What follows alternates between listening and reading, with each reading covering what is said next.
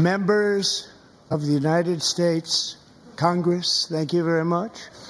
And to my fellow citizens, America is back.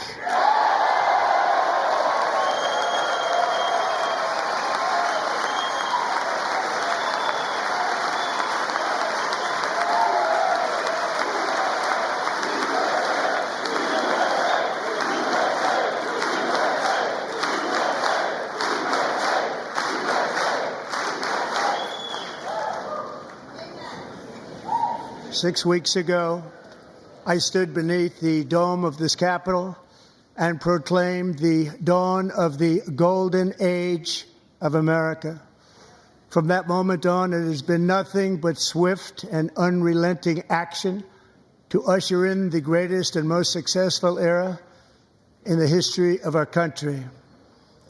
We have accomplished more in 43 days than most administrations accomplished in 4 years or 8 years, and we are just getting started.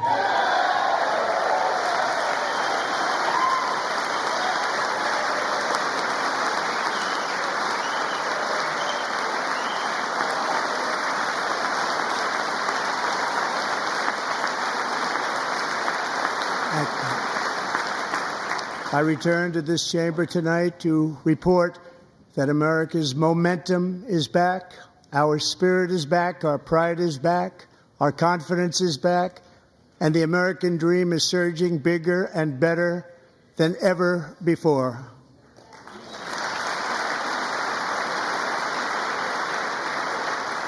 The American dream is unstoppable, and our country is on the verge of a comeback, the likes of which the world has never witnessed and perhaps will never witness again.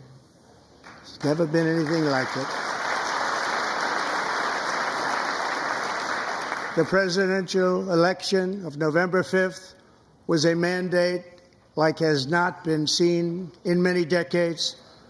We won all 7 swing states, giving us an electoral college victory of 312 votes.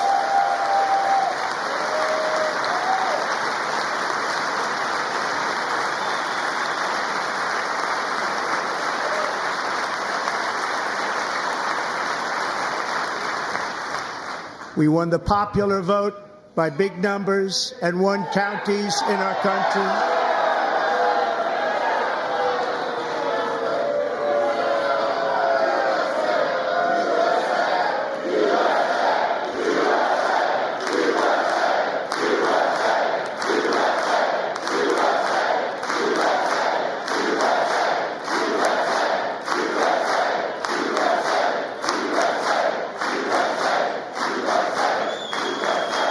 And won counties in our country, 2,700 to 525, on a map that reads almost completely red for Republican.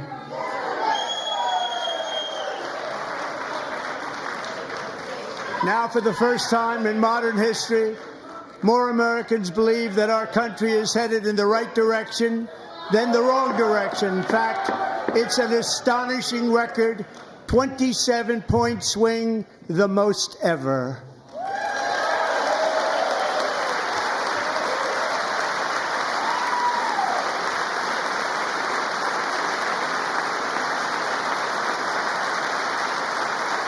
Likewise, small business optimism saw its single largest one-month gain ever recorded, a 41-point jump.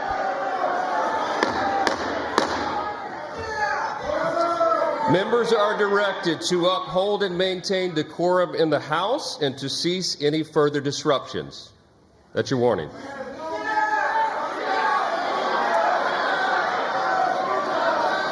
Members are engaging in willful and continuing breach of decorum, and the chair is prepared to direct the Sergeant-at-Arms to restore order to the joint session.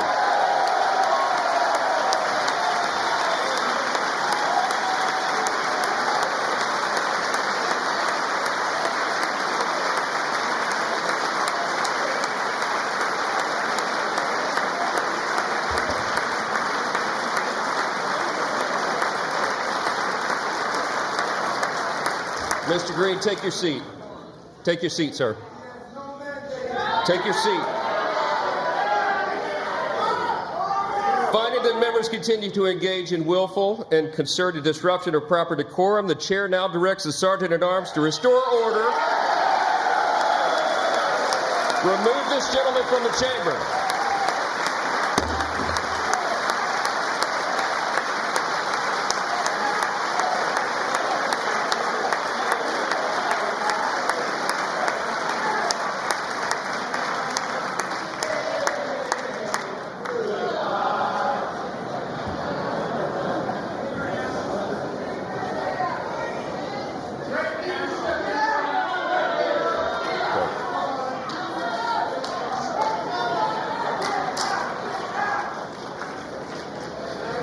Members are directed to uphold and maintain decorum in the House.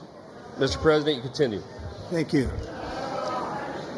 Over the past 6 weeks, I have signed nearly 100 executive orders and taken more than 400 executive actions, a record to restore common sense, safety, optimism, and wealth all across our wonderful land. The people elected me to do the job, and I'm doing it.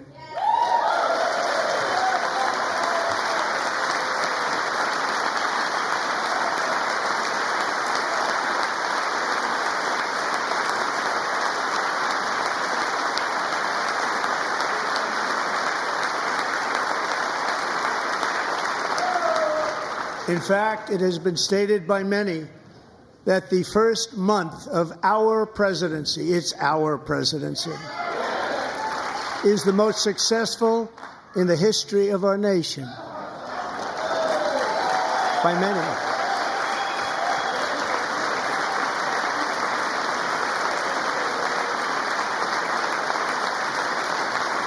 And what makes it even more impressive is that, do you know who number 2 is?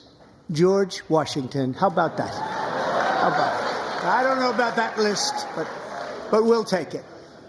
Within hours of taking the oath of office, I declared a national emergency on our southern border, and I deployed the U.S. military and Border Patrol to repel the invasion of our country. And what a job they've done. As a result, illegal border crossings last month were by far the lowest ever recorded, ever.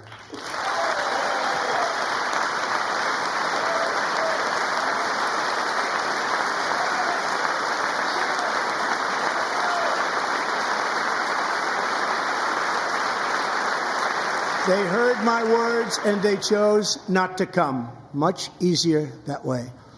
In comparison, under Joe Biden, the worst president in American history, there were hundreds of thousands of illegal crossings a month, and virtually all of them, including murderers, drug dealers, gang members, and people from mental institutions and insane asylums, were released into our country. Who would want to do that?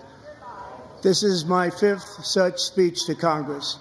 And once again, I look at the Democrats in front of me, and I realize there is absolutely nothing I can say to make them happy or to make them stand or smile or applaud. Nothing I can do. I could find a cure to the most devastating disease, a disease that would wipe out entire nations, or announce the answers to the greatest economy in history, or the stoppage of crime to the lowest levels ever recorded. And these people sitting right here will not clap, will not stand, and certainly will not cheer for these astronomical achievements. They won't do it, no matter what. Five times I've been up here. It's very sad, and it just shouldn't be this way.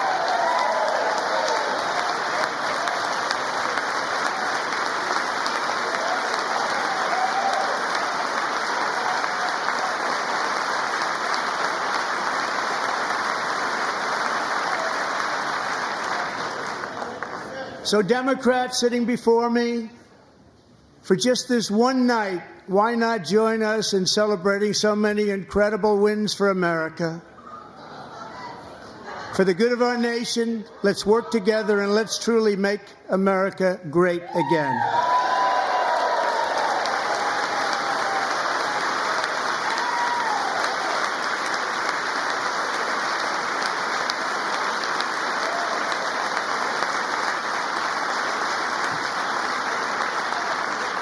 Every day, my administration is fighting to deliver the change America needs to bring a future that America deserves, and we're doing it.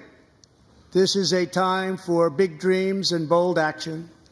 Upon taking office, I imposed an immediate freeze on all federal hiring, a freeze on all new federal regulations, and a freeze on all foreign aid.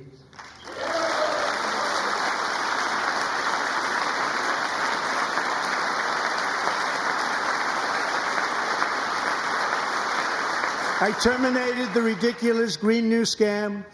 I withdrew from the unfair Paris Climate Accord, which was costing us trillions of dollars that other countries were not paying. I withdrew from the corrupt World Health Organization.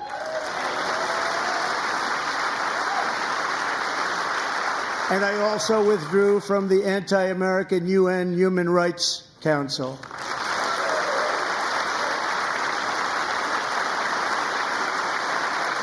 We ended all of Biden's environmental restrictions that were making our country far less safe and totally unaffordable. And importantly, we ended the last administration's insane electric vehicle mandate, saving our auto workers and companies from economic destruction.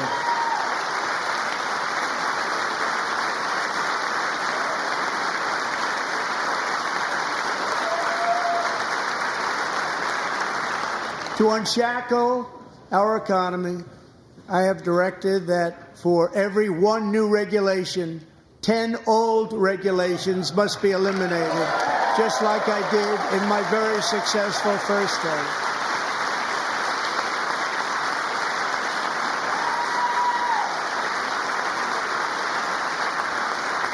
And in that first term, we set records on ending unnecessary rules and regulations like no other president had done before. We ordered all federal workers to return to the office. They will either show up for work in person or be removed from their job.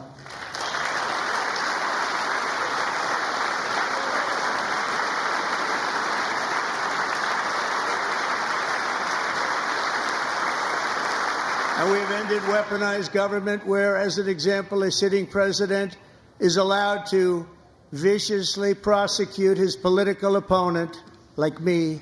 How did that work out? Not too good. Not too good.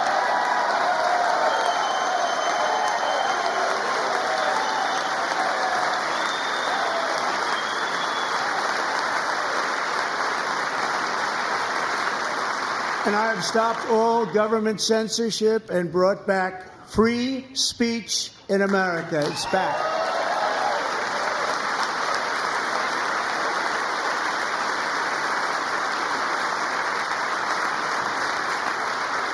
And 2 days ago, I signed an order making English the official language of the United States of America.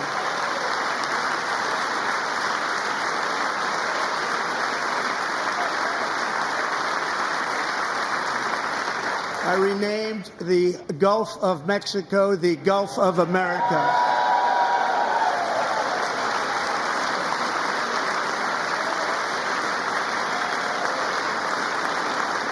And likewise, I renamed, for a great president, William McKinley, Mount McKinley again. Beautiful Alaska. We love Alaska.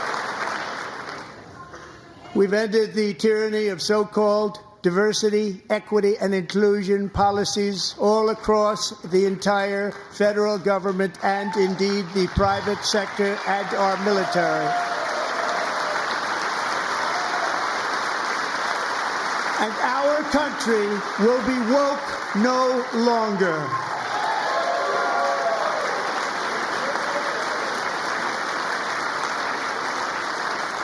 We believe that whether you are a doctor, an accountant, a lawyer, or an air traffic controller, you should be hired and promoted based on skill and competence, not race or gender. Very important.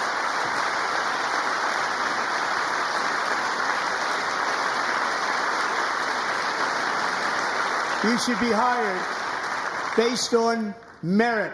And the Supreme Court, in a brave and very powerful decision, has allowed us to do so. Thank you. Thank you very much. Thank you. We have removed the poison of critical race theory from our public schools, and I signed an order making it the official policy of the United States government that there are only two genders, male and female.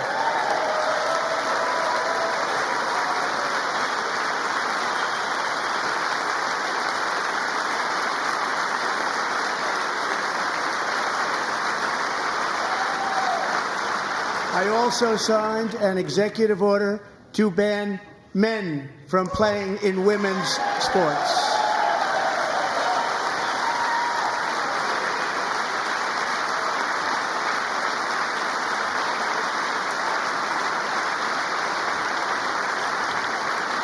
Three years ago, Peyton McNabb was an all-star high school athlete, one of the best, preparing for a future in college sports. But when her girls' volleyball match was invaded by a male, he smashed the ball so hard in Peyton's face, causing traumatic brain injury, partially paralyzing her right side and ending her athletic career. It was a shot like she's never seen before. She's never seen anything like it. Peyton is here tonight in the gallery, and Peyton, from now on, schools will kick the men off the girls' team, or they will lose all federal funding.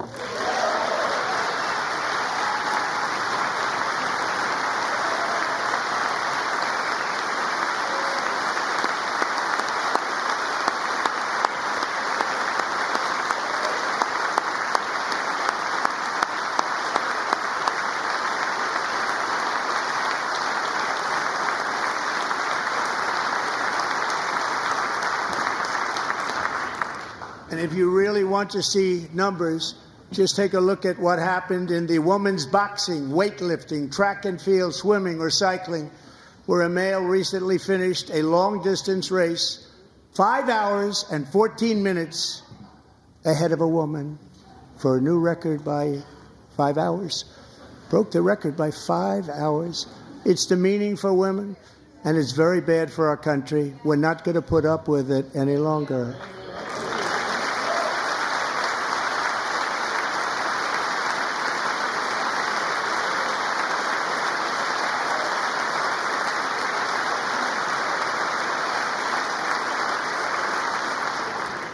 What I have just described is only a small fraction of the common sense revolution that is now, because of us, sweeping the entire world. Common sense has become a common theme, and we will never go back. Never. Never going to let that happen. Among my very highest priorities is to rescue our economy and get dramatic and immediate relief to working families. As you know, we inherited from the last administration an economic catastrophe and an inflation nightmare. Their policies drove up energy prices, pushed up grocery costs, and drove the necessities of life out of reach for millions and millions of Americans. They've never had anything like it. We suffered the worst inflation in 48 years, but perhaps even in the history of our country. They're not sure. As president, I'm fighting every day to reverse this damage and make America affordable again.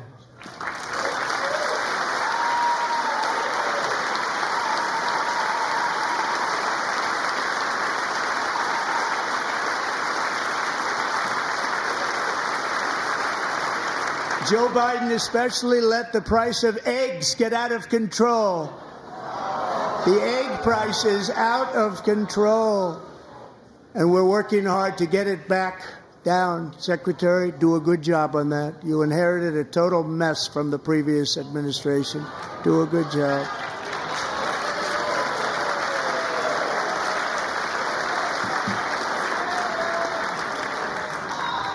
A major focus of our fight to defeat inflation is rapidly reducing the cost of energy. The previous administration cut the number of new oil and gas leases by 95%, slowed pipeline construction to a halt, and closed more than 100 power plants. We are opening up many of those power plants right now.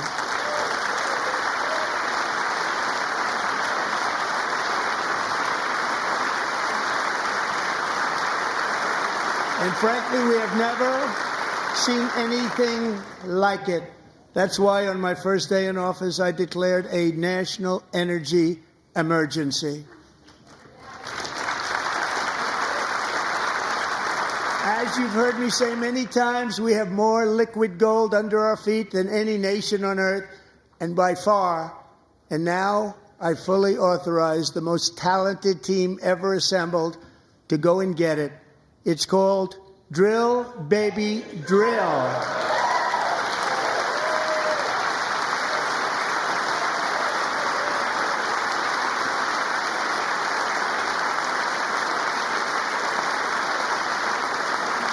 My administration is also working on a gigantic natural gas pipeline in Alaska, among the largest in the world, where Japan, South Korea, and other nations want to be our partner with investments of trillions of dollars each. There's never been anything like that one.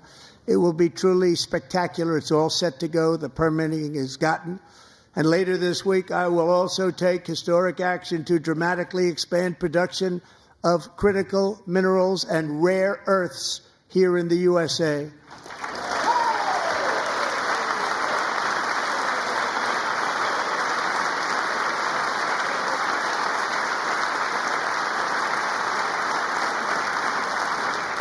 To further combat inflation, we will not only be reducing the cost of energy, but will be ending the flagrant waste of taxpayer dollars.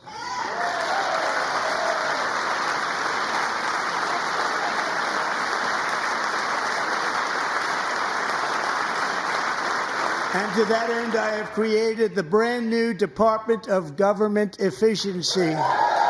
GOES. Perhaps you've heard of it. Perhaps.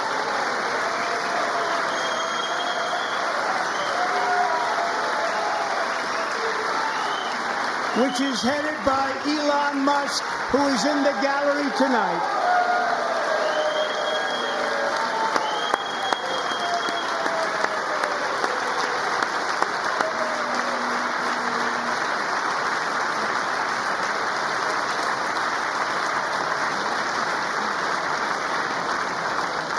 Thank you, Elon. He's working very hard. He didn't need this.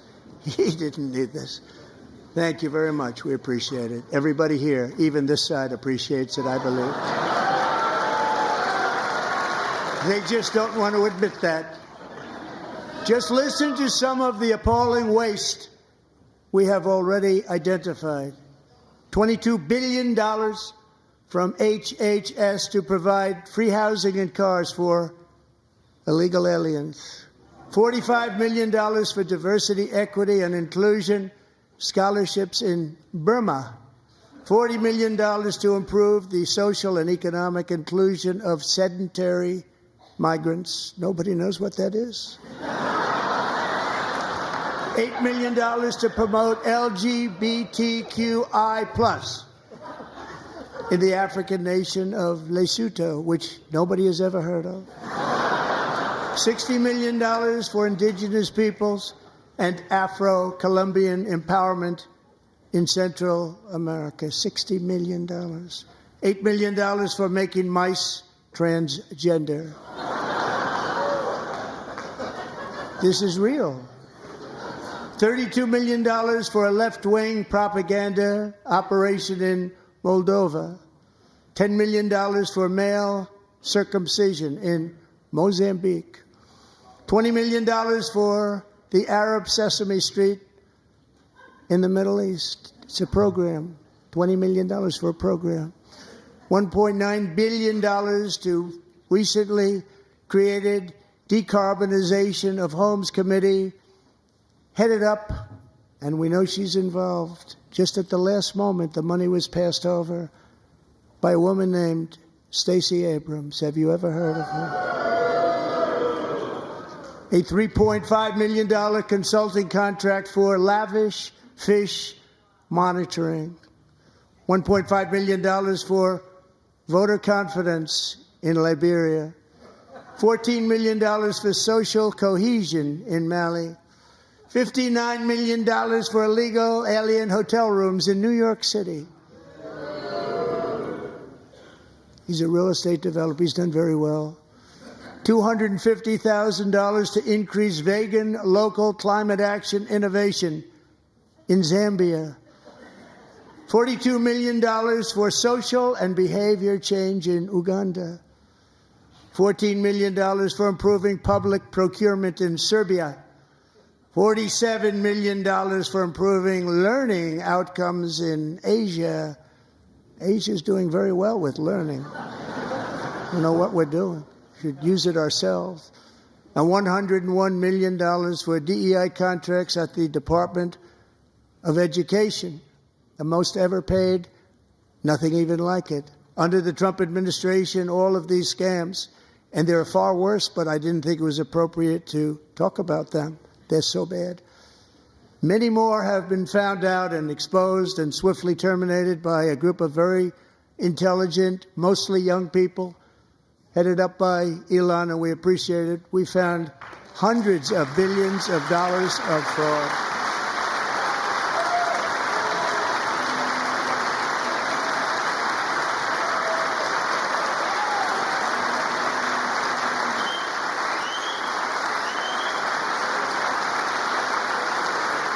And we've taken back the money and reduced our debt to fight inflation and other things. Taken back a lot of that money. We got it just in time. This is just the beginning. The Government Accountability Office, a federal government office, has estimated annual fraud of over $500 billion in our nation, and we are working very hard to stop it. We're going to. We're also identifying shocking levels of incompetence and probable fraud in the Social Security program for our seniors, and that our seniors and people that we love rely on. Believe it or not, government databases list 4.7 million Social Security members from people aged 100 to 109 years old. It lists 3.6 million people from ages 110 to 119. I don't know any of them. I know some people that are rather elderly, but not quite that elderly. 3.47 million people from ages 120 to 129.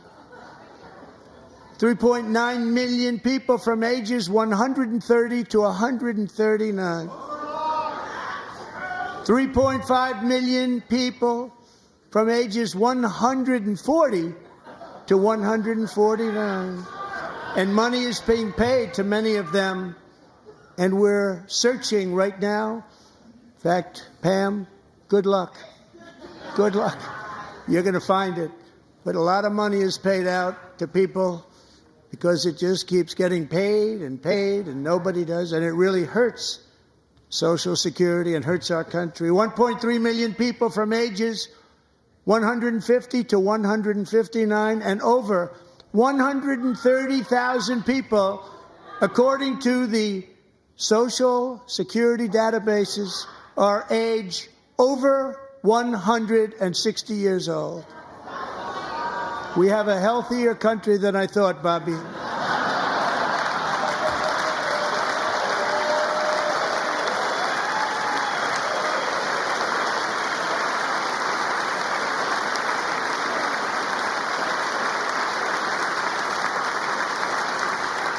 Including, to finish, 1,039 people between the ages of 220 and 229 one person between the age of 240 and 249, and one person is listed at 360 years of age.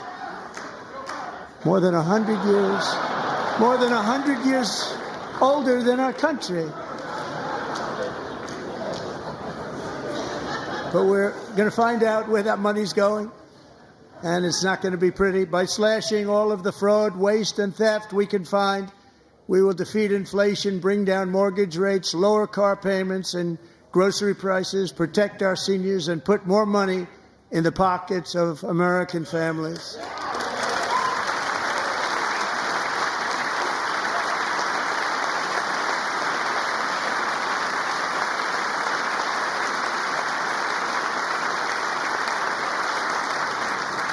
And today, interest rates took a beautiful drop, big, beautiful drop. It's about time. And in the near future, I want to do what has not been done in 24 years, balance the federal budget. We're going to balance it.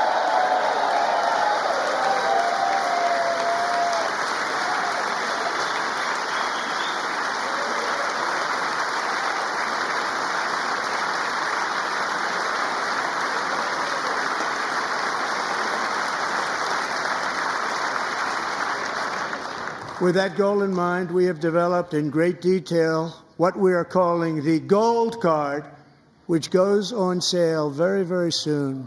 For $5 million, we will allow the most successful job-creating people from all over the world to buy a path to U.S. citizenship. It's like the Green Card, but better and more sophisticated. And these people will have to pay tax in our country. They won't have to pay tax from where they came. The money that they've made, you wouldn't want to do that, but they have to pay tax, create jobs. They'll also be taking people out of colleges and paying for them so that we can keep them in our country instead of having them being forced out. Number one, at the top school, as an example, being forced out and not being allowed to stay and create tremendous numbers of jobs and great success for a company out there. So while we take out the criminals, killers, traffickers, and child predators who are allowed to enter our country under the open border policy of these people, the Democrats, the Biden administration, the open border insane policies that you've allowed to destroy our country, we will now bring in brilliant, hardworking, job-creating people.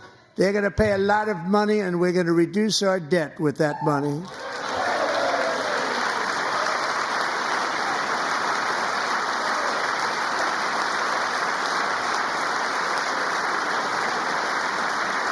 Americans have given us a mandate for bold and profound change. For nearly 100 years, the federal bureaucracy has grown until it has crushed our freedoms, ballooned our deficits, and held back America's potential in every possible way. The nation founded by pioneers and risk-takers now drowns under millions and millions of pages of regulations and debt. Approvals that should take 10 days to get instead take 10 years, 15 years, and even 20 years before you're rejected. Meanwhile, we have hundreds of thousands of federal workers who have not been showing up to work. My administration will reclaim power from this unaccountable bureaucracy, and we will restore true democracy to America again.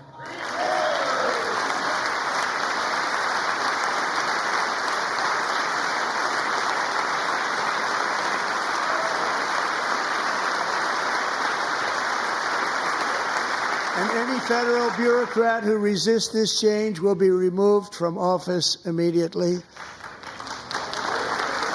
Because we are draining the swamp. It's very simple.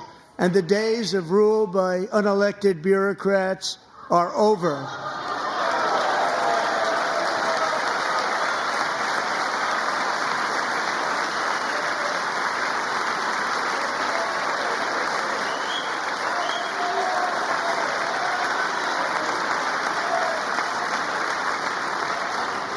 And the next phase of our plan to deliver the greatest economy in history is for this Congress to pass tax cuts for everybody. They're in there. They're waiting for you to vote. And I'm sure that the people on my right I don't mean the Republican right, but my right here. I'm sure you're going to vote for those tax cuts, because otherwise I don't believe the people will ever vote you into office. So I'm doing you a big favor by telling you that. But I know this group is going to be voting for the tax cuts.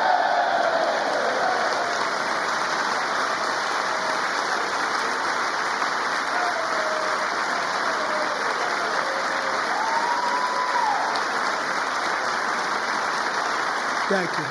It's a very, very big part of our plan. We had tremendous success in our first term with it. A very big part of our plan. We're seeking permanent income tax cuts all across the board. And to get urgently needed relief to Americans hit especially hard by inflation, I'm calling for no tax on tips, no tax on overtime, and no tax on Social Security benefits for our great seniors.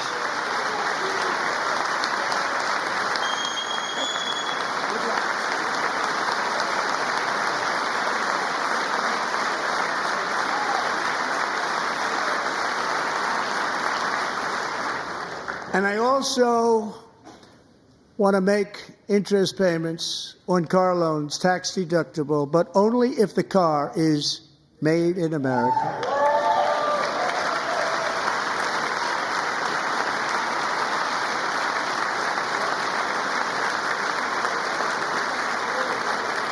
And by the way, we're going to have growth in the auto industry like nobody's ever seen. Plants are opening up all over the place. Deals are being made.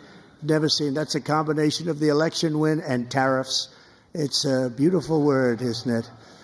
That, along with our other policies, will allow our auto industry to absolutely boom. It's going to boom. Spoke to the majors today, all three, the top people, and they're so excited. In fact, already numerous car companies have announced that they will be building massive automobile plants in America, with Honda just announcing a new plant in Indiana, one of the largest anywhere in the world.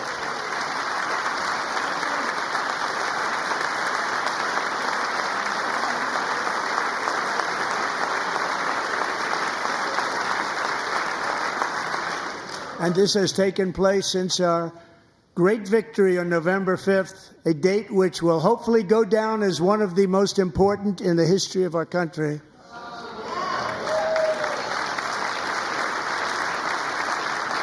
In addition, as part of our tax cuts, we want to cut taxes on domestic production and all manufacturing. And just as we did before, we will provide 100% expensing. It will be retroactive to January 20th, 2025. And it was one of the main reasons why our tax cuts were so successful in our first term, giving us the most successful economy in the history of our country. First term. We had a great first term.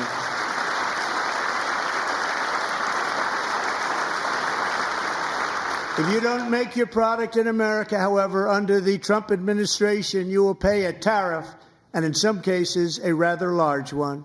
Other countries have used tariffs against us for decades, and now it's our turn to start using them against those other countries.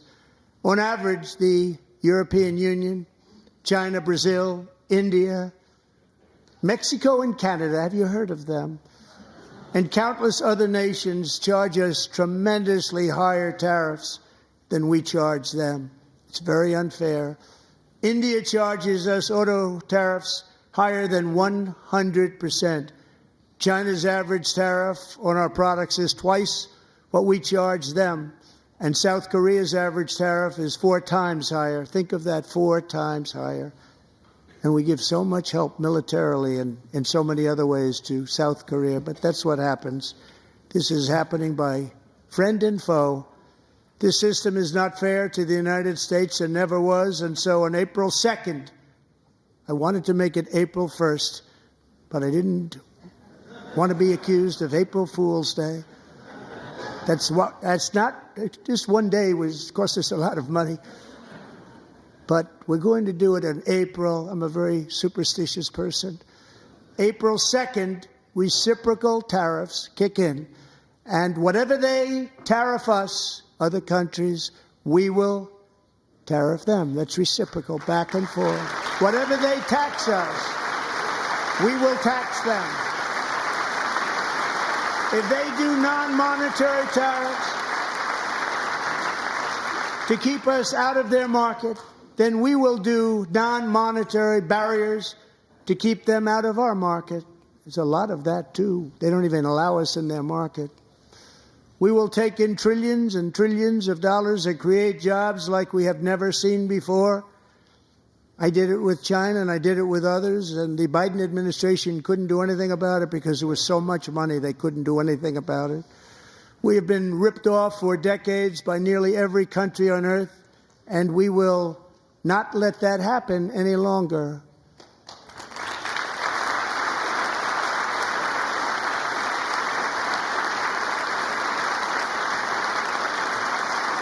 Much has been said over the last 3 months about Mexico and Canada, but we have very large deficits with both of them. But even more importantly, they've allowed fentanyl to come into our country at levels never seen before, killing hundreds of thousands of our citizens and many very young, beautiful people, destroying families. Nobody's ever seen anything like it. They are, in effect, receiving subsidies of hundreds of billions of dollars. We pay subsidies to Canada and to Mexico of hundreds of billions of dollars, and the United States will not be doing that any longer. We're not going to do it any longer.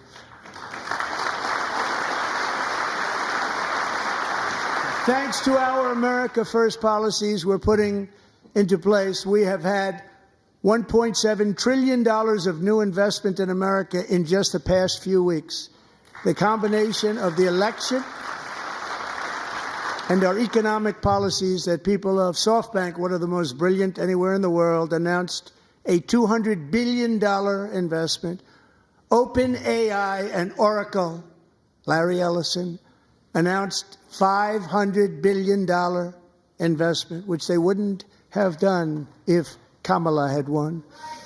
Apple announced $500 billion investment. Tim Cook called me. He said, I cannot spend it fast enough. It's going to be much higher than that, I believe. They'll be building their plants here instead of in China. And just yesterday, Taiwan Semiconductor, the biggest in the world, most powerful in the world, has a tremendous amount, 97% of the market, announced a $165 billion investment to build the most powerful chips on earth right here in the USA.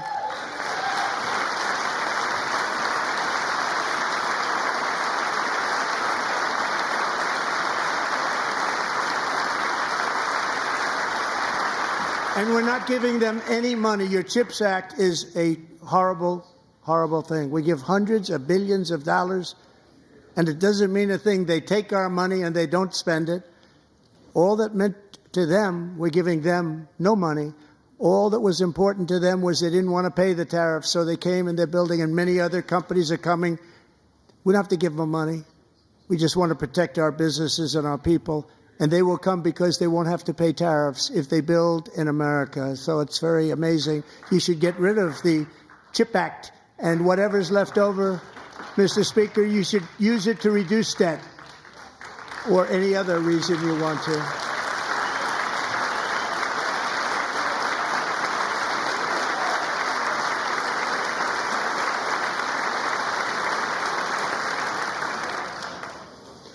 Our new trade policy will also be great for the American farmer. I love the farmer,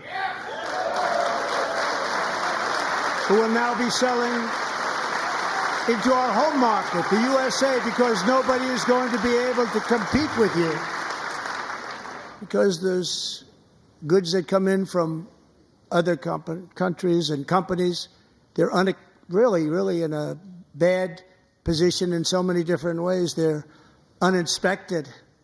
They may be very dirty and disgusting, and they come in and they pour in, and they hurt our American farmers. The tariffs will go on agricultural product coming into America, and our farmers, starting on April 2nd, it may be a little bit of an adjustment period.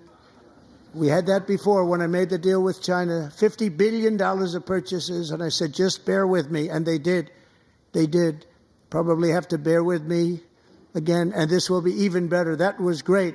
The problem with it was that Biden didn't enforce it. He didn't enforce it. $50 billion of purchases, and we were doing great, but Biden did not enforce it, and it hurt our farmers. But our farmers are going to have a field day right now. So to our farmers, have a lot of fun. I love you too. I love you too. It's all going to happen.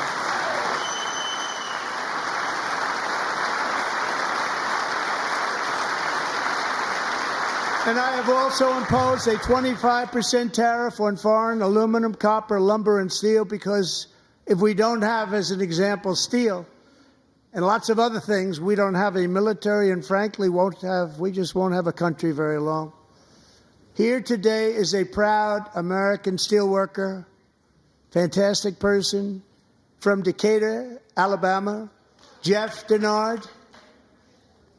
Has been working at the same steel plant for 27 years in a job that has allowed him to serve as the captain of his local volunteer fire department, raise 7 children with his beautiful wife, Nicole, and over the years provide a loving home for more than 40 foster children.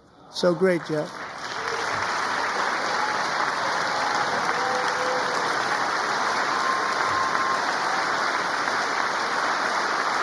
Thank you, Jeff.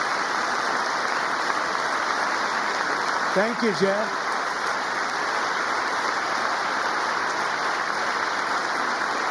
Stories like Jeff's remind us that tariffs are not just about protecting American jobs.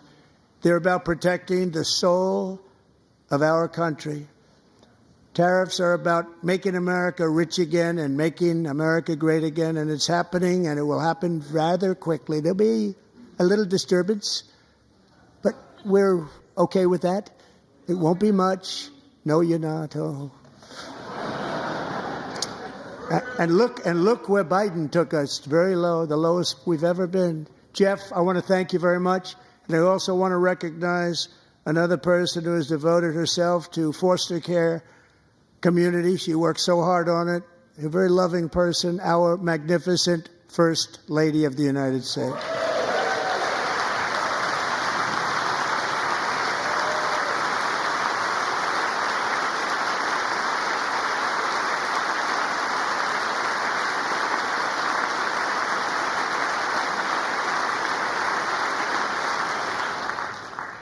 Melania's work has yielded incredible results, helping prepare our nation's future leaders as they enter the workforce. Our First Lady is joined by 2 impressive young women, very impressive. Haley Ferguson, who benefited from the First Lady's Fostering the Future initiative and is poised to complete her education and become a teacher. And Elliston Berry, who became a victim of an illicit deepfake image produced by a peer. With Elliston's help, the Senate just passed the Take It Down Act, and this is so important. Thank you very much, John. John Thune, thank you. Stand up, John. Thank you, John.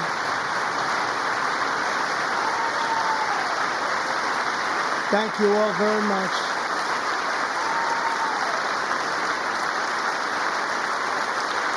Thank you. And thank you to John Thune and the Senate. Great job. To criminalize the publication of such images online is terrible, terrible thing. And once it passes the House, I look forward to signing that bill into law. Thank you. And I'm going to use that bill for myself, too, if you don't mind. Because nobody gets treated worse than I do online. Nobody. That's great. Thank you very much to the Senate. Thank you. But if we truly care about protecting Americans' children, no step is more crucial than securing America's borders.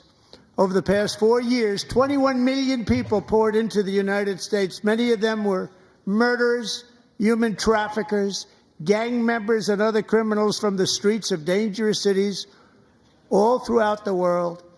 Because of Joe Biden's insane and very dangerous open border policies, they are now strongly embedded in our country, but we are getting them out and getting them out fast.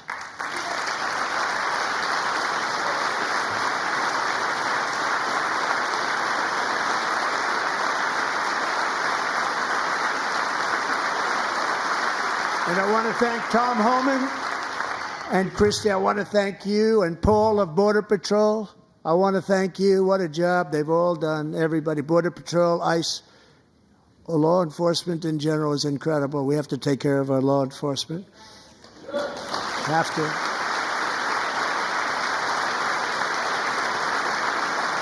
Last year,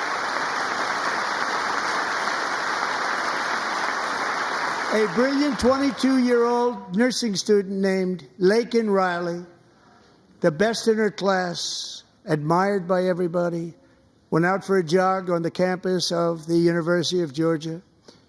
That morning, Laken was viciously attacked, assaulted, beaten, brutalized, and horrifically murdered. Laken was stolen from us by a savage illegal alien gang member who was arrested while trespassing across Biden's open southern border and then set loose into the United States under the heartless policies of that failed administration. It was indeed a failed administration. He had then been arrested and released in a Democrat-run sanctuary city, a disaster, before ending the life of this beautiful young angel. With us this evening are Laken's beloved mother, Allison, and her sister, Lauren.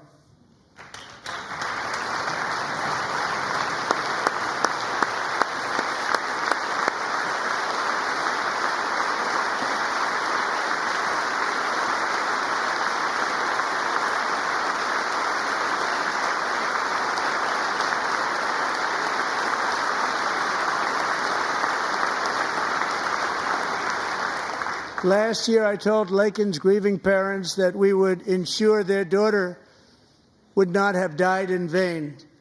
That's why the very first bill I signed into law as your 47th president mandates the detention of all dangerous criminal aliens who threaten public safety.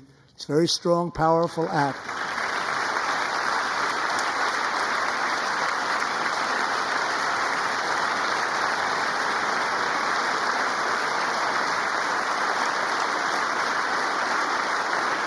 It's called the Laken-Riley Act. So Allison and Lauren, America will never, ever forget our beautiful Laken Hope Riley.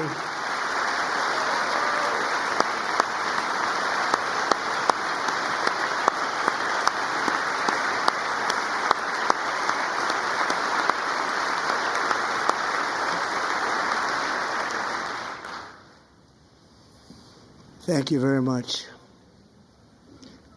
Since taking office, my administration has launched the most sweeping border and immigration crackdown in American history, and we quickly achieved the lowest numbers of illegal border crossers ever recorded. Thank you.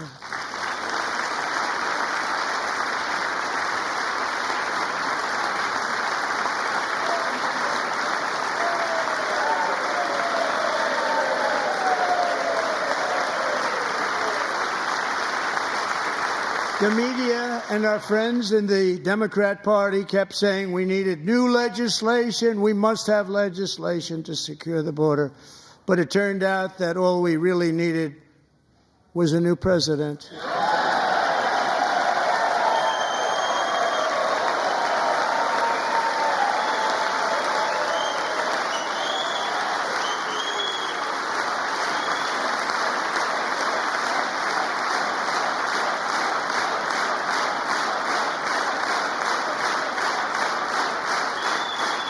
Thank you. Joe Biden didn't just open our borders, he flew illegal aliens over them to overwhelm our schools, hospitals, and communities throughout the country. Entire towns like Aurora, Colorado, and Springfield, Ohio, buckled under the weight of the migrant occupation and corruption like nobody's ever seen before. Beautiful towns destroyed. Now, just as I promised in my inaugural address, we are achieving the great liberation of America.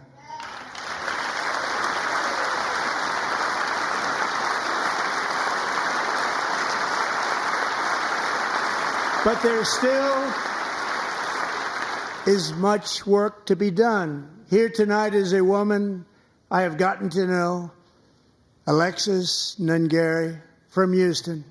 Wonderful woman. Last June, Alexis's 12-year-old daughter, her precious Jocelyn, walked to a nearby convenience store. She was kidnapped, tied up, assaulted for 2 hours under a bridge, and horrifically murdered. Arrested and charged with this heinous crime are 2 illegal alien monsters from Venezuela, released into America by the last administration through their ridiculous open border.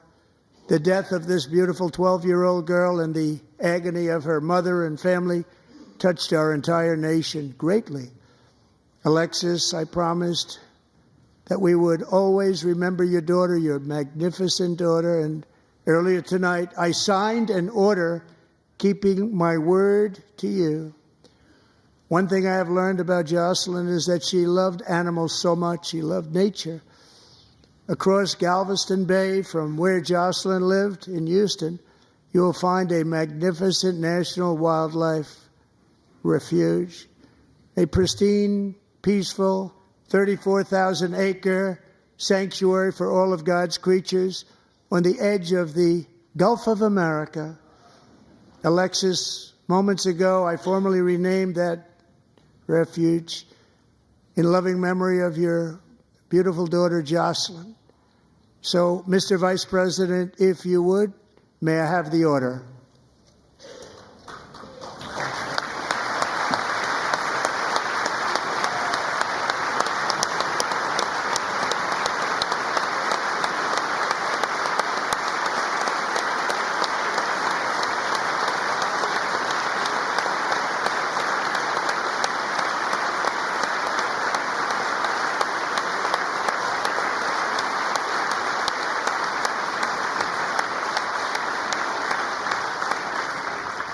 Thank you very much. All 3 savages charged with Jocelyn and Lakin's murders were members of the Venezuelan prison gang, the toughest gang, they say, in the world, known as Tren de Aragua. 2 weeks ago, I officially designated this gang, along with MS-13 and the bloodthirsty Mexican drug cartels, as foreign terrorist organizations.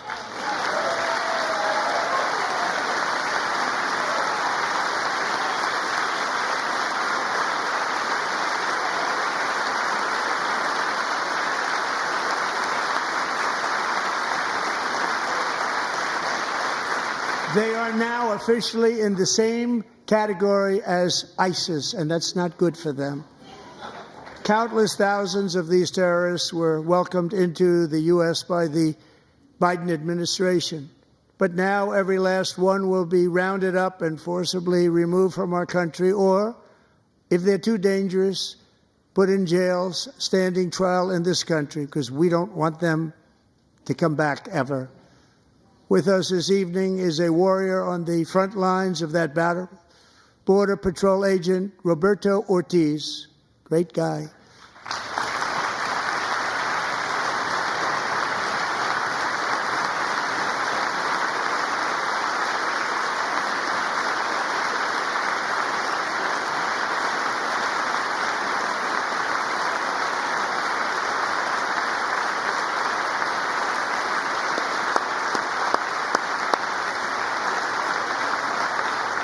In January, Roberto and another agent were patrolling by the Rio Grande near an area known as Cartel Island. Doesn't sound too nice to me.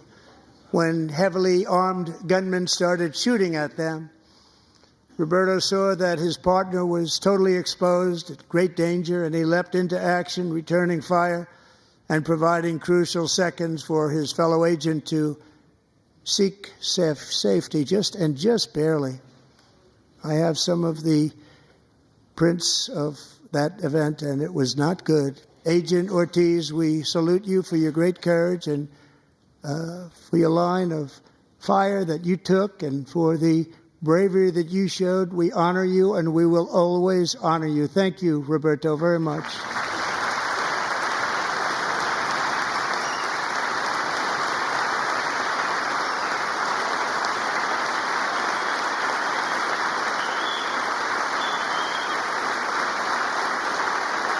Thank you, Roberta.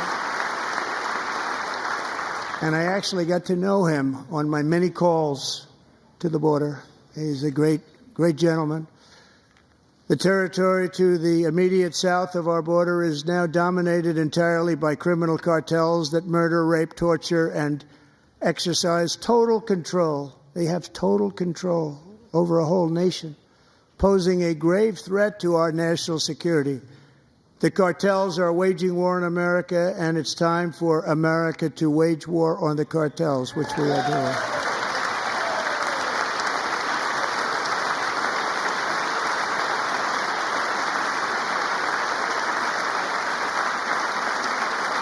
Five nights ago, Mexican authorities, because of our tariff policies being imposed on them, think of this, handed over to us 29 of the biggest cartel leaders in their country. That has never happened before. They want to make us happy. First time ever. But we need Mexico and Canada to do much more than they've done, and they have to stop the fentanyl and drugs pouring into the USA. They're going to stop it. I have sent Congress a detailed funding request laying out exactly how we will eliminate these threats to protect our homeland and complete the largest deportation operation in American history, larger even than current record holder President Dwight D. Eisenhower, a moderate man, but someone who believed very strongly in borders. Americans expect Congress to send me this funding without delay so I can sign it into law. So, Mr. Speaker, John Thune, both of you, I hope you're going to be able to do that, Mr. Speaker. Thank you.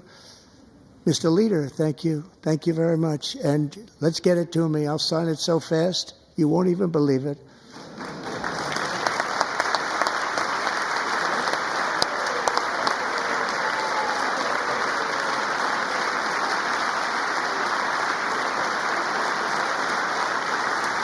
And as we reclaim our sovereignty, we must also bring back law and order to our cities and towns.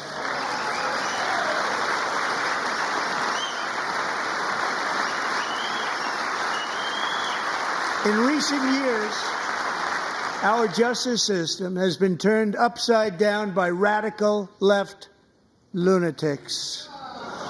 Many jurisdictions virtually ceased enforcing the law against dangerous repeat offenders while weaponizing law enforcement against political opponents like me. My administration has acted swiftly and decisively to restore fair, equal, and impartial justice under the constitutional rule of law, starting at the FBI and the DOJ. Pam, good luck. Cash, wherever you may be, good luck. Good luck. Pam Bondi. Good luck. So important. Going to do a great job. Cash, thank you. Thank you, Cash.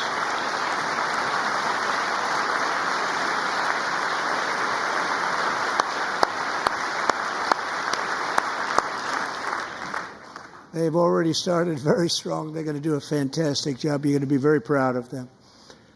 We're also once again giving our police officers the support, protection, and respect they so dearly deserve. They have to get it. They have such a hard, dangerous job, but we're going to make it less dangerous.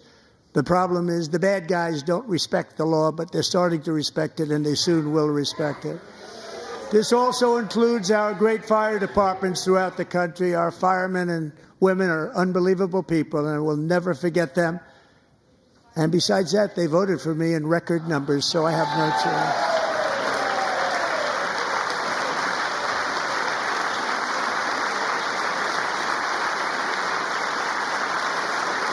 1 year ago this month, 31-year-old New York police officer Jonathan Diller, unbelievably wonderful person and a great officer, was gunned down at a traffic stop on Long Island. I went to his funeral.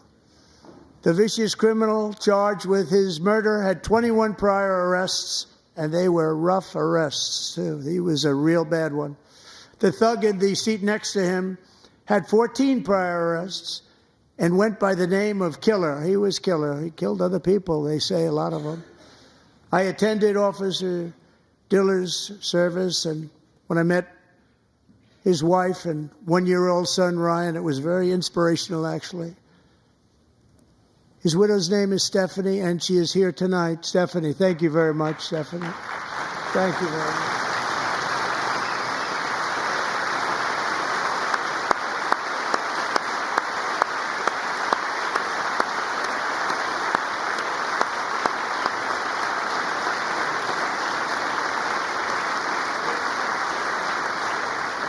Stephanie, we're going to make sure that Ryan knows his dad was a true hero, New York's finest, and we're going to get these cold-blooded killers and repeat offenders off our streets, and we're going to do it fast. Got to stop it. They get out with 28 arrests. They push people into subway trains. They hit people over the head, back of the head with baseball bats. We got to get them out of here. I've already signed an executive order requiring a mandatory death penalty for anyone who murders a police officer, and tonight I'm asking Congress to pass that policy into permanent law.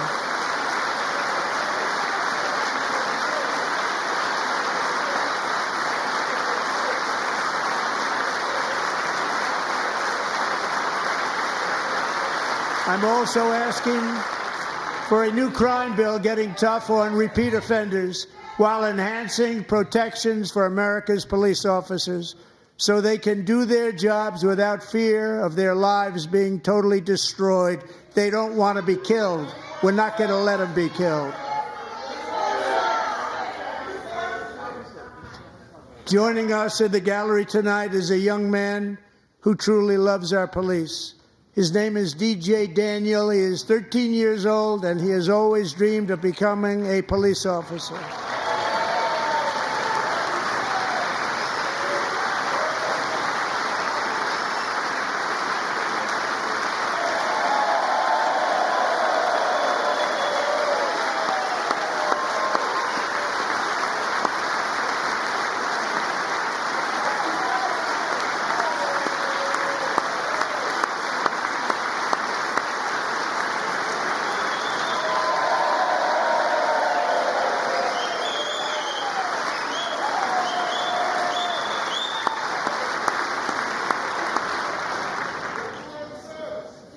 But in 2018, DJ was diagnosed with brain cancer.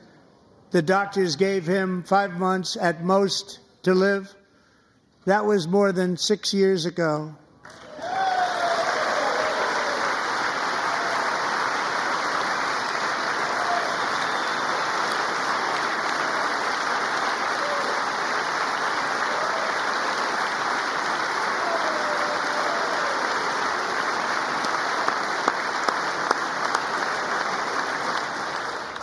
Since that time, DJ and his dad have been on a quest to make his dream come true, and DJ has been sworn in as an honorary law enforcement officer, actually a number of times. The police love him, the police departments love him.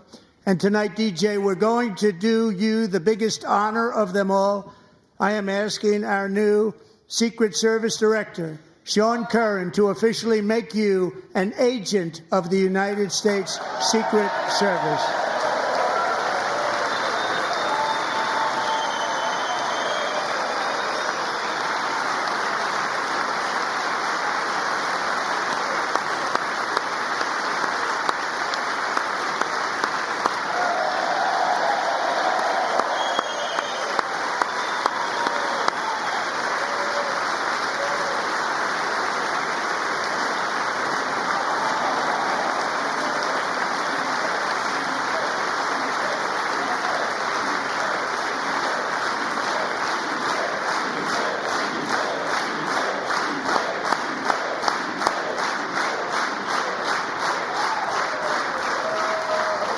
Thank you, DJ.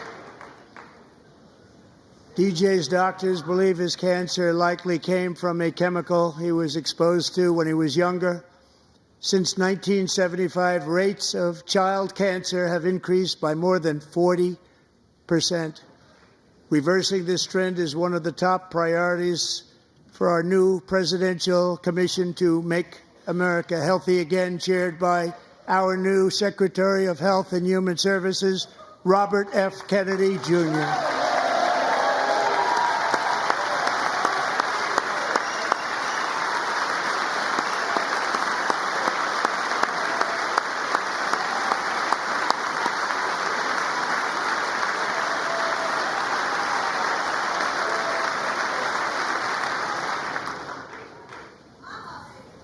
With the name Kennedy, you would have thought everybody over here would have been cheering. How quickly they forget. Our goal is to get toxins out of our environment, poisons out of our food supply, and keep our children healthy and strong. As an example, not long ago, and you can't even believe these numbers, 1 in 10,000 children had autism, 1 in 10,000. And now it's 1 in 36. There's something wrong. 1 in 36. Think of that. So we're going to find out what it is, and there's nobody better than Bobby and all of the people that are working with you. You have the best to figure out what is going on. Okay, Bobby? Good luck. It's a very important job. Thank you.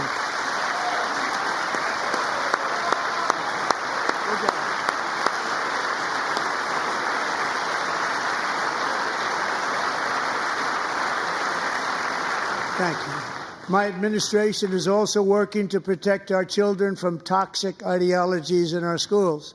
A few years ago, January Littlejohn and her husband discovered that their daughter's school had secretly socially transitioned their 13-year-old little girl. Teachers and administrators conspired to deceive January and her husband while encouraging her daughter to use a new name and pronouns. They, them pronoun, actually, all without telling January, who is here tonight and is now a courageous advocate against this form of child abuse. January, thank you. Thank you. Thank you very much.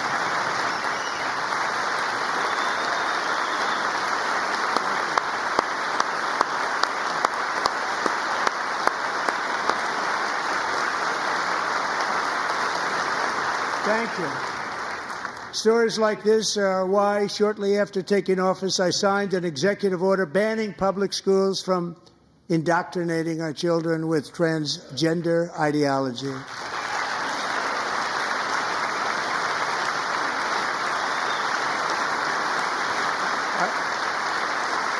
I also signed an order to cut off all taxpayer funding to any institution that engages in the sexual mutilation of our youth.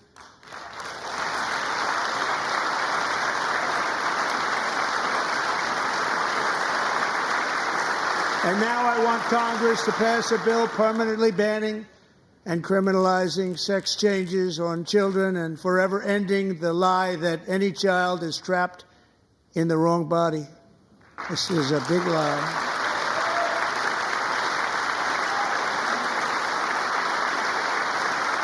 And our message to every child in America is that you are perfect exactly the way God made you.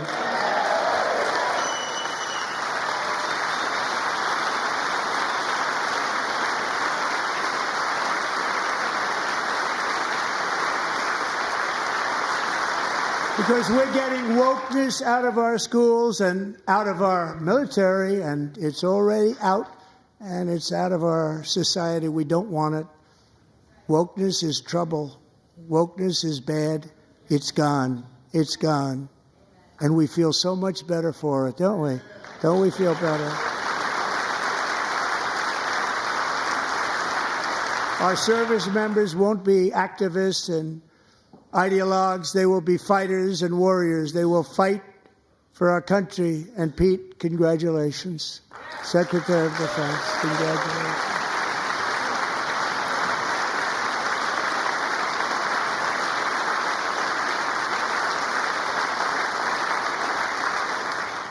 And he's not big into the woke movement, I can tell you. I know him well. I am pleased to report that in January, the U.S. Army had its single best recruiting month in 15 years, and that all armed services are having among the best recruiting results ever in the history of our services. What a difference.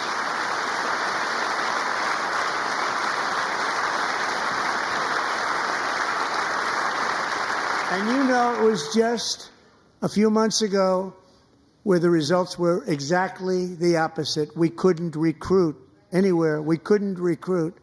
Now we're having the best results just about that we've ever had. What a tremendous turnaround. It's really a beautiful thing to see. People love our country again. It's very simple. They love our country, and they love being in our military again. So it's a great thing, and thank you very much. Great job. Thank you.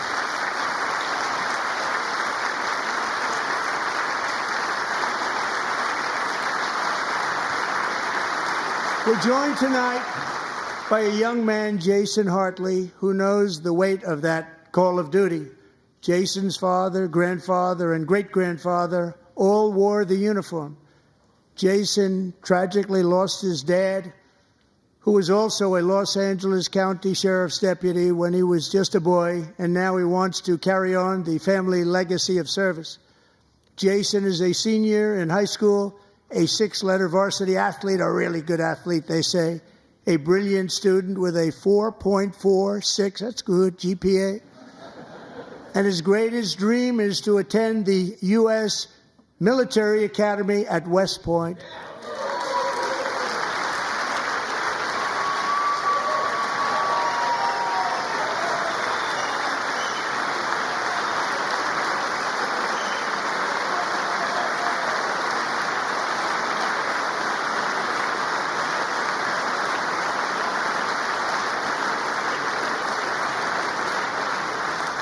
And Jason, that's a very big deal getting in. That's a hard one to get into. But I'm pleased to inform you that your application has been accepted. You will soon be joining the Corps of Cadets.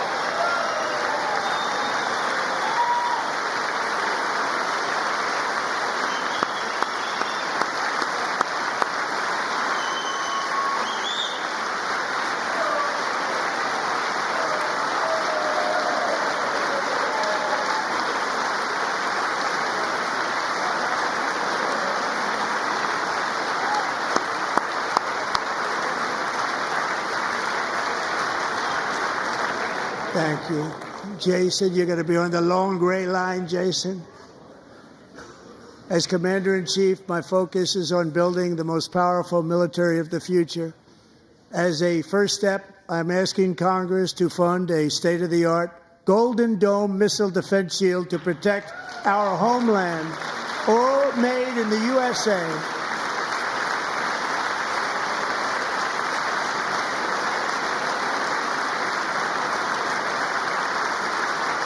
And Ronald Reagan wanted to do it long ago, but the technology just wasn't there, not even close. But now we have the technology. It's incredible, actually. And other places, they have it. Israel has it. Other places have it. And the United States should have it too. Right, Tim? Right? They should have it too. So I want to thank you. But it's a very, very important. This is a very dangerous world. We should have it. We want to be protected, and we're going to protect our citizens like never before. To boost our defense industrial base, we are also going to resurrect the American shipbuilding industry, including commercial shipbuilding and military shipbuilding.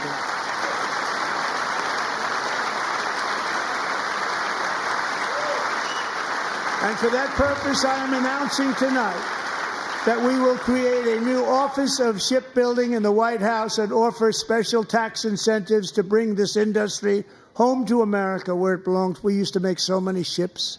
We don't make them anymore very much, but we're going to make them very fast, very soon. It will have a huge impact. To further enhance our national security, my administration will be reclaiming the Panama Canal, and we've already started doing it.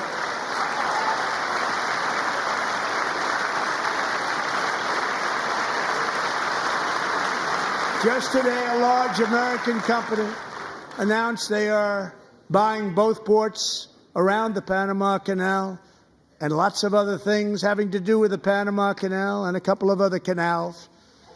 The Panama Canal was built by Americans for Americans, not for others, but others could use it. But it was built at tremendous cost of American blood and treasure. 38,000 workers died building the Panama Canal. They died of malaria. They died of snake bites and mosquitoes. Not a nice place to work. They paid them very highly to go there, knowing there was a 25% chance that they would die. The most expensive project also that was ever built in our country's history, if you bring it up to modern day costs. It was given away by the Carter administration for $1, but that agreement has been violated very severely. We didn't give it to China. We gave it to Panama, and we're taking it back.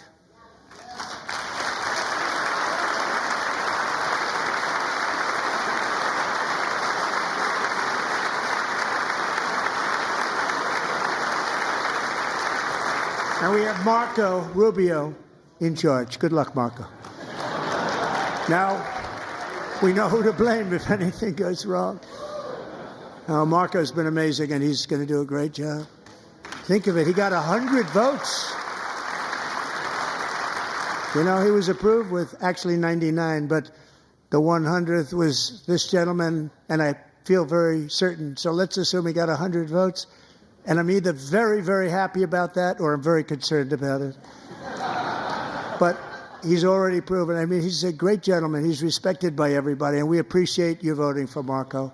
He's going to do a fantastic job. Thank you. Thank you. He's doing a great job. Great job. And I also have a message tonight for the incredible people of Greenland.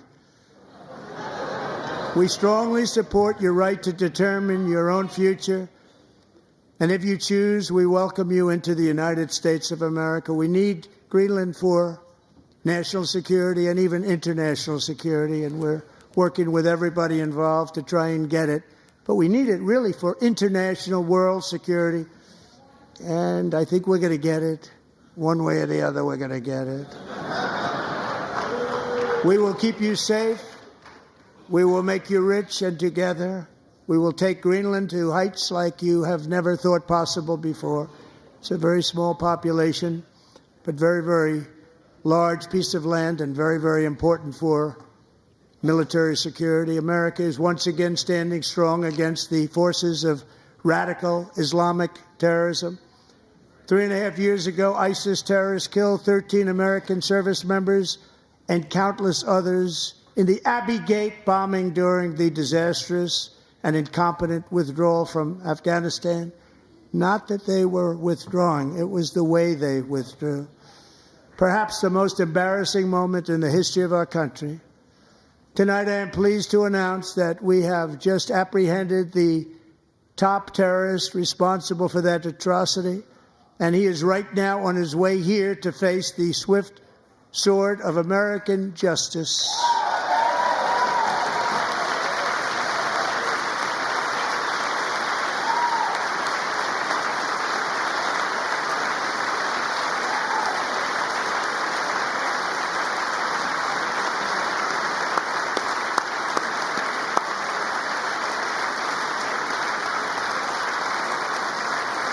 And I want to thank especially the government of Pakistan for helping arrest this monster.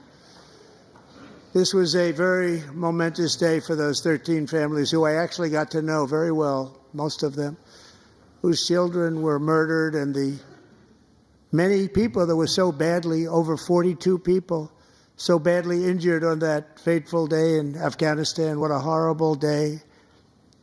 Such incompetence was shown. That when Putin saw what happened, I guess he said, wow, maybe this is my chance. That's how bad it was. Should have never happened. Grossly incompetent people. I spoke to many of the parents and loved ones, and they're all in our hearts tonight.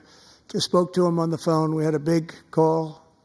Every one of them called, and everybody was on the line, and they did nothing but cry with happiness. They were very happy, as happy as you can be under those circumstances. Their child brother, sister, son, daughter was killed for no reason whatsoever.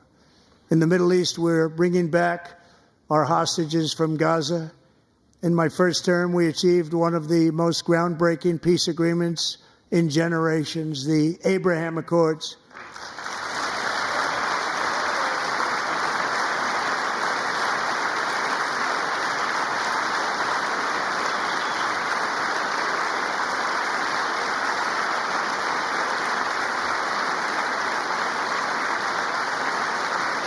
And now we're going to build on that foundation to create a more peaceful and prosperous future for the entire region. A lot of things are happening in the Middle East. People have been talking about that so much lately with everything going on with Ukraine and Russia. But a lot of things are happening in the Middle East. It's a rough neighborhood, actually. I'm also working tirelessly to end the savage conflict in Ukraine. Millions of Ukrainians and Russians have been needlessly killed or wounded in this horrific and brutal conflict with no end in sight. The United States has sent hundreds of billions of dollars to support Ukraine's defense with no security, with no anything.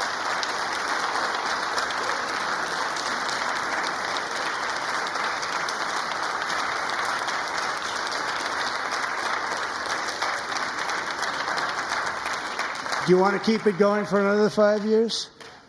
Yeah, you would say Pocahontas says yes.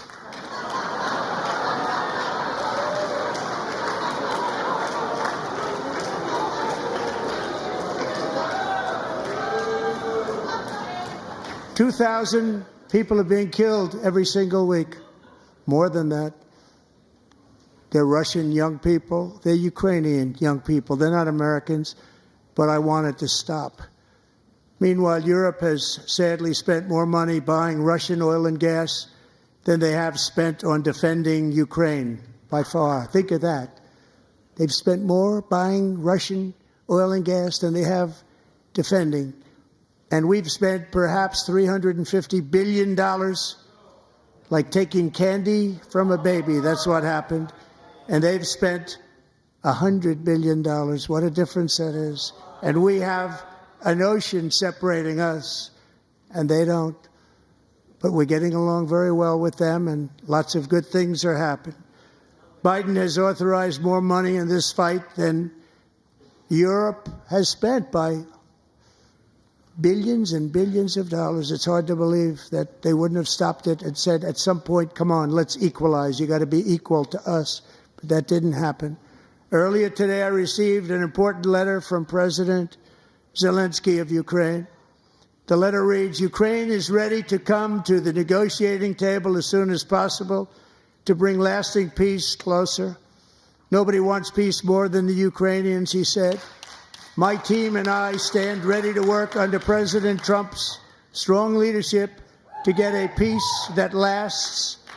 We do really value how much America has done to help Ukraine maintain its sovereignty and independence. Regarding the agreement on minerals and security, Ukraine is ready to sign it at any time that is convenient for you." I appreciate that he sent this letter, just got it a little while ago. Simultaneously, we've had serious discussions with Russia and have received strong signals that they are ready for peace. Wouldn't that be beautiful? Wouldn't that be beautiful?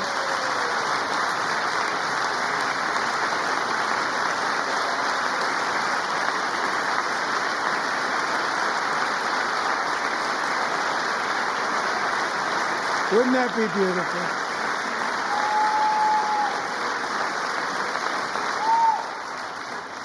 It's time to stop this madness. It's time to halt the killing. It's time to end this senseless war. If you want to end wars, you have to talk to both sides.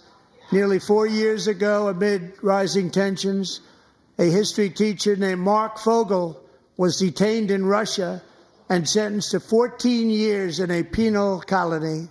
Rough stuff. The previous administration barely lifted a finger to help him. They knew he was innocent, but they had no idea where to begin. But last summer, I promised his 95-year-old mother, Malphine, that we would bring her boy safely back home. After 22 days in office, I did just that, and they are here tonight.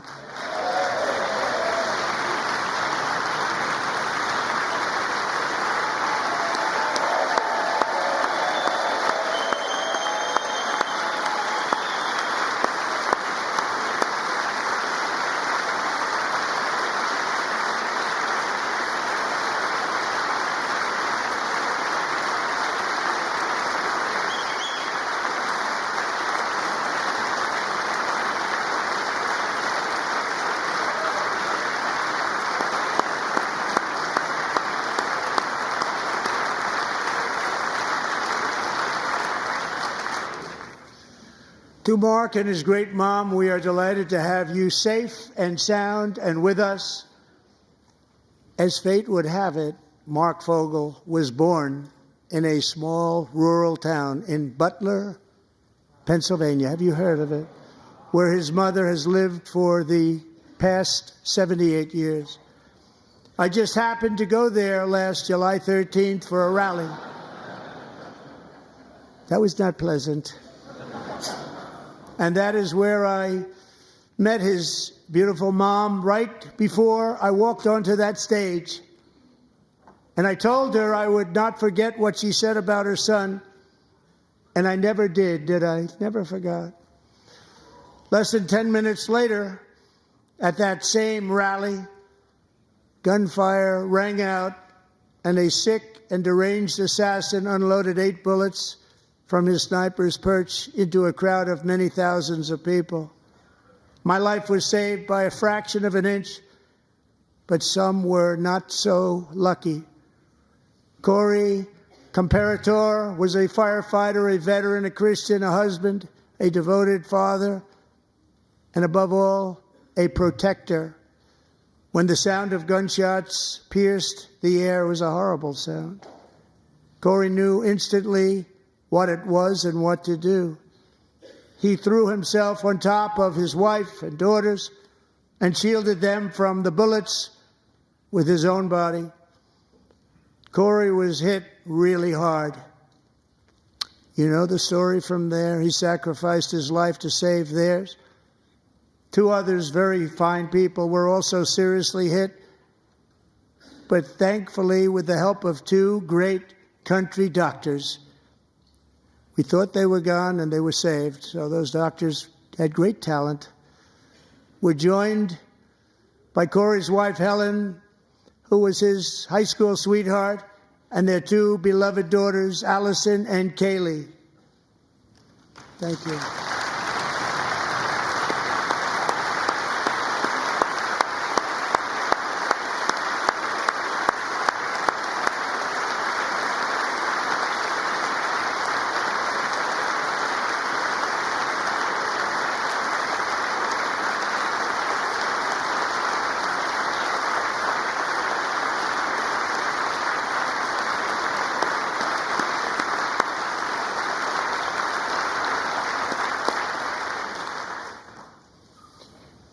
To Helen, Allison, and Kaylee, Corey is looking down on his 3 beautiful ladies right now, and he is cheering you on. He loves you. He is cheering you on. Corey was taken from us much too soon, but his destiny was to leave us all with a shining example of the selfless devotion of a true American patriot. It was love like Corey's that built our country, and it's love like Corey's that is going to make our country more majestic than ever before. I believe that my life was saved that day in Butler for a very good reason. I was saved by God to make America great again. I believe that. Thank you. Thank you.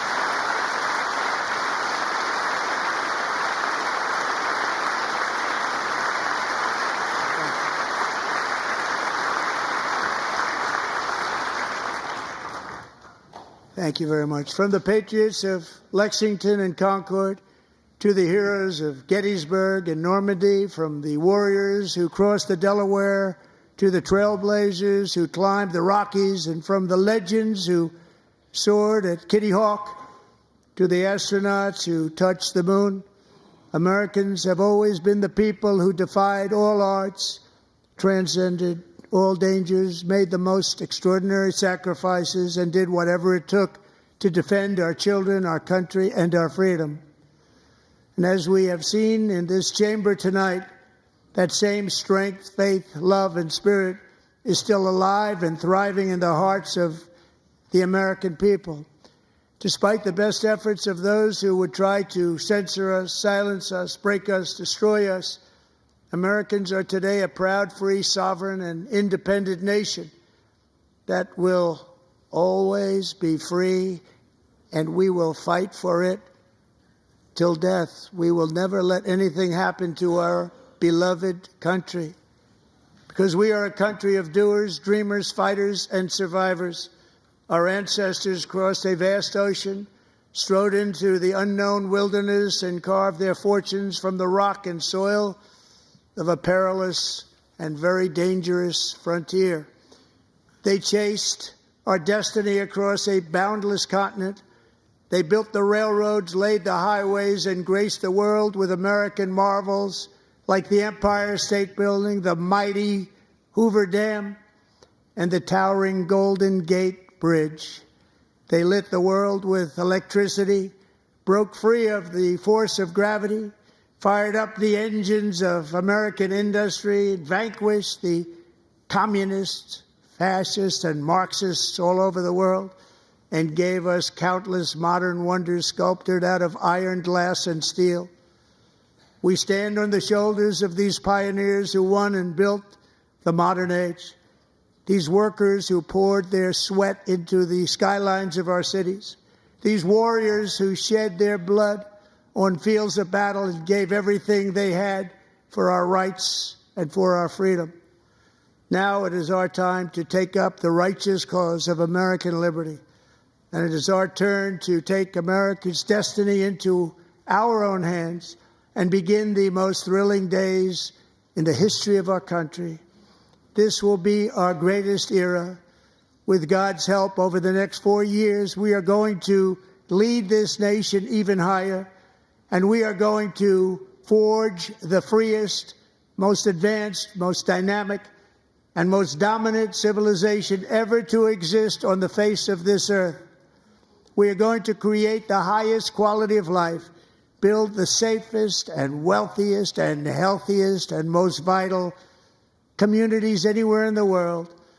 We are going to conquer the vast frontiers of science, and we are going to lead humanity into space and plant the American flag on the planet Mars and even far beyond.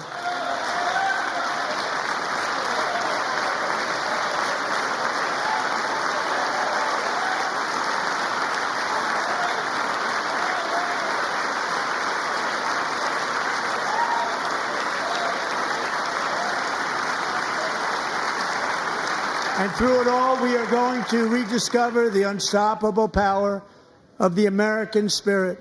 And we are going to renew unlimited promise of the American dream. Every single day, we will stand up and we will fight, fight, fight for the country our citizens believe in and for the country our people deserve.